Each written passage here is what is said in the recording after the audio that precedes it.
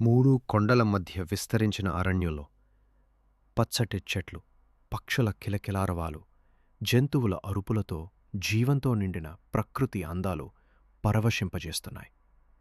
ఇక్కలొక గర్వితమైన సింహం, పేరు సాహసుడు నివసించేది.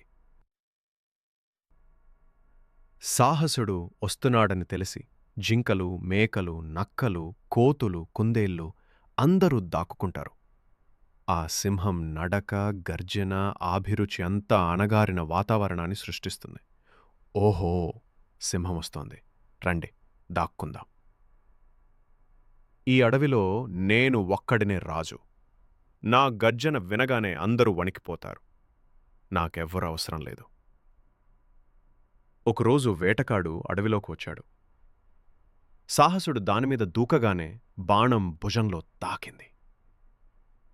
అతడు నేలమీద పడిపోయాడు. ఎవరూ లేరు సహాయం చేయడానికి. అందరికీ తెలిసినప్పుడు జింక, కోతులు, నక్కలు పల్లెల్లోని తిండి తెచ్చారు, నీళ్లు తెచ్చారు, గాయం కడిగి బంధించారు. సాహసుడు ఆశ్చర్యంతో చూశాడు.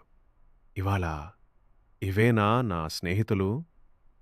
అమ్మీ ప్రేమ, సహాయం లేకపోతే నేన్లేను. మీరు నా నిజమైన స్నేహితులు.